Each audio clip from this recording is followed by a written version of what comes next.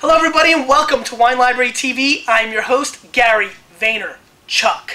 Or is it Vaynerchuk? You know, you never do know, but I keep changing it. So, I am absolutely, positively ecstatic right now. From the moment I heard about this legendary guy, I've been dying to meet him, and I got that opportunity today. I finally got to meet the legendary C.P. Lin. I heard about C.P. years ago, actually, from a gentleman by the name of Ken Onish at a small New Zealand and South African and Australian tasting. And from that moment on, I have always been interested in what he's been doing. We've carried his wines from different times, and most importantly, when I had the opportunity to have him on WLTV, I jumped at it, and so here he is. So, without further ado, I'm going to let CP give you a little background of who he is and what he's doing. So, I have been to the United States a few times, and yesterday when I arrived at JFK, they said, "Welcome back to the USA, sir," and I was very pleased about that. So, I'm a winemaker at Mountford, and which is a property an hour drive north of Christchurch, and I'm also a consultant winemaker for a few other people in New Zealand and Australia. I primarily like all wines, most varieties, most wine types, and I like wine tasting, so I taste probably between 3,000 to 5,000 wines a year, and that gives me a very strong palate library to compare my wines to. Palate library, I like that. So when I think about wine, I think about what it relates to in relation to wines around the world. I'm a very global kind of a person. I think of the whole thing as a universe. I don't think of individual things one at a time. I think of the whole global situation. So when I compare wines, when I compare food, when I talk to other people, I think of everything that exists, that is within my grasp to understand. So you know, my idea of winemaking, my idea of wine drinking, my idea of wine and food matching, they are all compared and grouped, you know, according to the world view rather than according to a local view. That's great. So that's where I'm coming from. It's a very similar concept to the wine library. Tell us how you got involved in New Zealand. When did you start winemaking? I started winemaking 10 years ago. I was a wine exporter before that, and before that I was... in New Zealand? Yes. And I was primarily exporting to Japan, Hong Kong, Singapore, and Taiwan. And New Zealand wines or New Zealand wines, Australian? yes, mostly New Zealand wines to the Asian countries, or the northeastern Asian countries.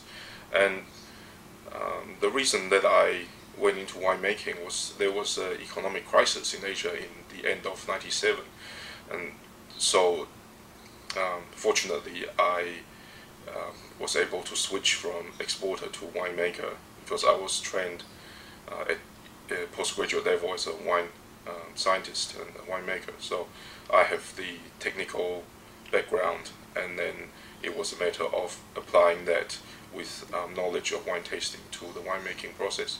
I better get one of those in case I need to do that one day. And so before that I was an electrical engineer, I got a mathematics degree and an electrical engineering degree, and they were very boring. I really hated them. So at university, I joined the wine club and decided that was the best thing, and that's where I got into wine. And I got my job. It was very serendipitous because when I was at Mountford for lunch one day with a group of friends, the owners asked me what I thought of the wine, and I told them that the wine was not very good. And he was not. I think very, we can use CP on the show. Go ahead. He wasn't very pleased, and so at the end of the meal, I went for a walk in the vineyard, and then I came back, and before I can say anything, I smelled someone smoking a cigar, and I said, "Who is smoking that Cuban? I think it's a Monte Cristo No. 5," and I got it right, and so. He gave me a cigar, also a Monte Cristo No. 5. We sat down and we smoked the cigar, and I told him what I thought was wrong with the vineyard. Not what was right, but what was wrong. And I told him also what can be improved. And he said, well, I mean, if you think you can do it, perhaps you can come and give us some advice. And a few months later, I became their winemaker, because previously they didn't have a winemaker. So you know what? You just gave me an idea. I'm probably going to go to the Jets facilities this week and tell them what's wrong, and you know, maybe, who knows? Anyway, sorry.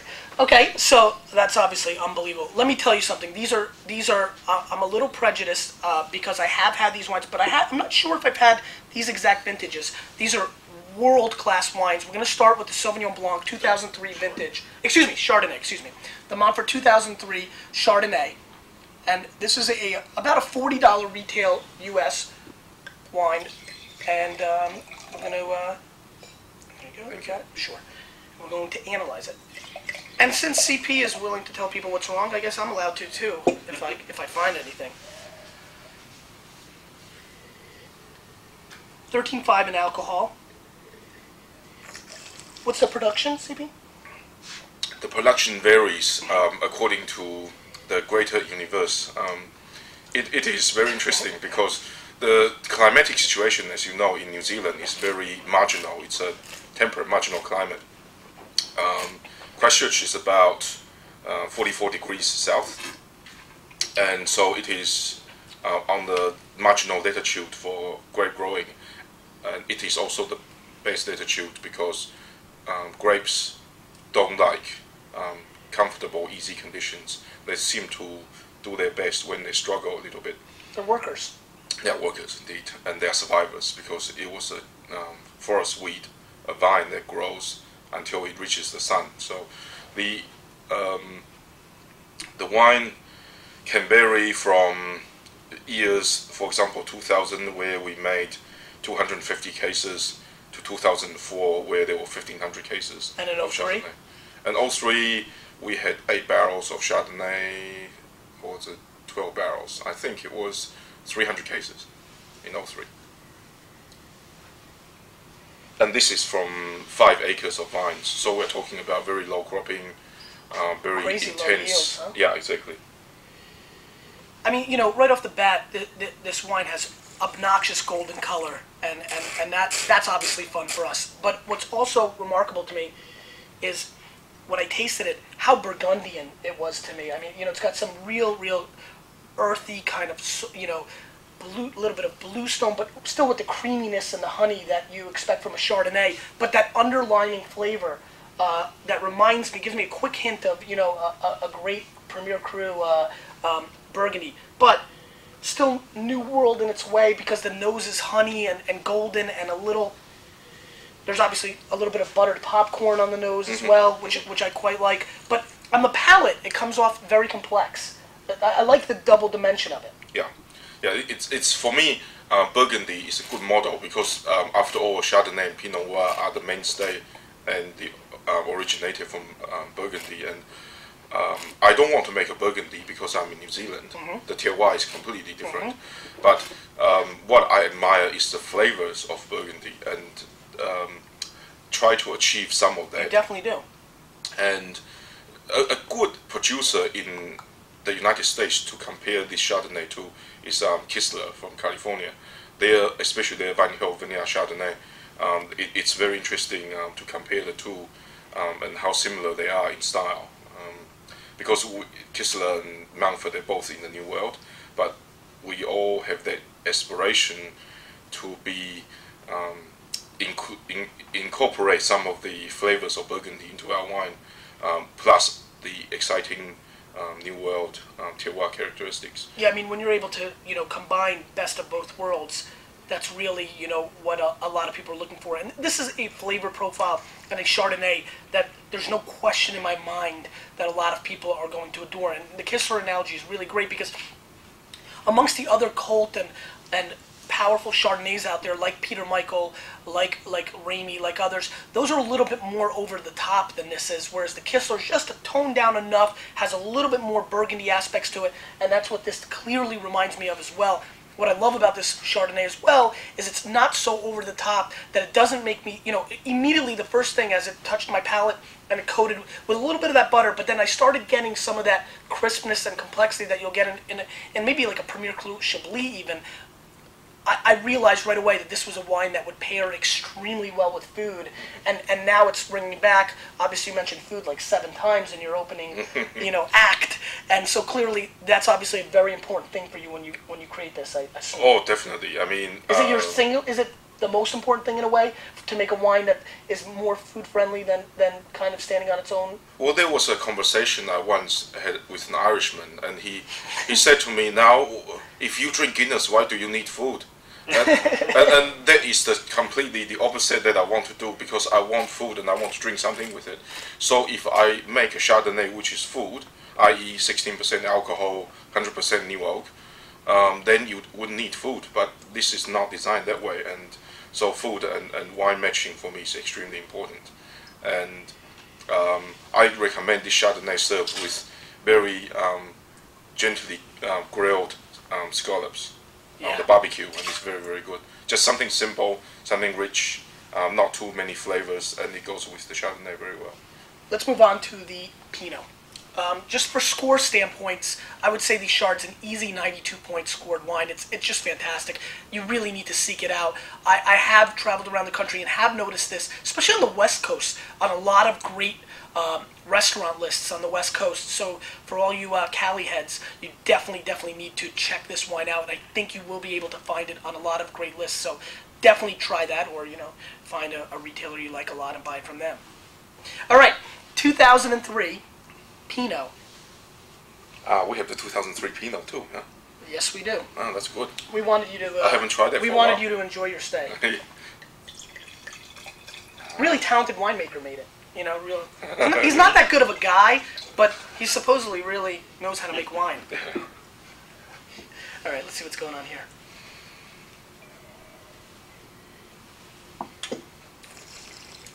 And production on the 03 Pinot? The 03 Pinot was very low production also. I think it's about 350 cases. 03 was very warm. It's like a crime drinking these things. And very difficult year for us to get enough grapes so that we can survive economically. And it was, well, again, the universe wasn't very kind to us that year. So a lot of people forget that it's a farming product, and they think you can just pump it out, and don't realize the economic. This is not beer, we can't buy wheat from other countries and make it. So this Pinot Noir was picked very ripe. By that I mean physiologically ripe, not sugar ripe, and this has stems included in the fermentation process. Although you cannot taste it, it adds the richness and tannin structure to the palate. What was the first vintage of Pinot? At Mountford, the first commercial release was 1995. Although that was made in a pigsty as part of the wine shed. And the technology gradually improved until when I arrived in 98. There was still what I call a meat mensa rather than a destemmer. And then in 2001 we acquired the Vast Nambucca E2, which is the state-of-the-art destemmer, and so changed the game a little bit. Things changed the game completely. And although the interesting thing is you can still see the thread running through those old vintages, and they are still living very well even today. And you can taste the Mountford character in there, which is for me a sweet maraschino cherry, sort of the aroma of Chinese red dates, with a hint of something that akin to mushroom, but you cannot quite place your hand on it. And a little bit of like maybe what like the socks that you were wearing when you worked a long day in the vintage, you know, maybe that little aroma coming through as well. I prefer maybe to think of it's sort of more the stocking of the women that I see. I see. That's fair. Is this R-rated, this show? I mean, this is actually, I'm a little bit taken back. This is shockingly old world to me. I mean, this is where I get completely, you know, you want to stump me in blind tasting, this is where I get completely humbled. I mean, there is some vibrant fruit, but you would also think that, you know, some of the great producers like Dujac and other guys that are able to extract that flavor profile, I mean, I really feel that this is really stunningly old world to me. I mean, I agree. There's like, stunningly. There was a dinner that was held 2 years ago in Burgundy at a friend's place, and the attendees were half Burgundian winemakers and half of the wine tasters were from the United States. And we opened quite a few wines that night, all tasted blind. And when this wine was served, most of the French winemakers and some of the American winemakers thought it was a Burgundy. And a high quality Burgundy. And high quality Burgundy at that. Did you guys score them? Did you guys score the wines at all?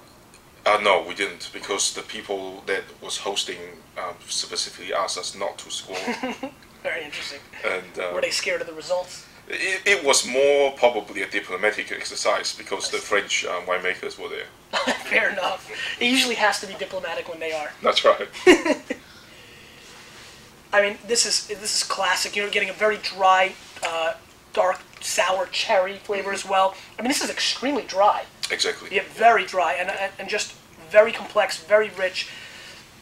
You know, bringing guests to Wine Library TV is something I'm going to start doing again. And one of the processes is going to be to really tell it like it is, and it's tough to do that in front of somebody. So since we're just starting to do it again, I've decided to bring people that I know are going to make great wine, and it's not going to be quite as hard. I mean, this wine is everything you'd look for in a great old world Pinot Noir. Now, this is about a $50 retail, so we're not stealing it. It's not like we found the greatest bargain that ever happened, but if you put it in the terms of where Burgundy pricing is in the U.S. today, you're going to have to pay a good $100 to get this kind of quality. So to say $50 for a bottle of wine is a steal is, you know, really not my forte, but I'm going to go with that angle. This is an easy 92+ point wine to me. I even see it evolving even more so. It is very dry, and for the people that are a little bit kind of miffed by that, you're going to have to be careful. But old world heads, we don't do a lot of stuff for you. A lot of times you guys are complaining and yelling at me. I'm telling you right now, this is something you need to seek out. And I'm going to go with the theme that I'm sticking with, which is we're putting CP on the hook. Any questions? Question of the day, what is your question for CP? We will see you next time. Oh, wait, I got to get parting shots. You have anything to wrap up, CP? Because we're running out of film, I think. Well, Maybe something about the Jets? Yes. You're a huge fan, I assume. I don't even know who they are. Oh my God! Guys, we'll see you next time on Wine Library TV.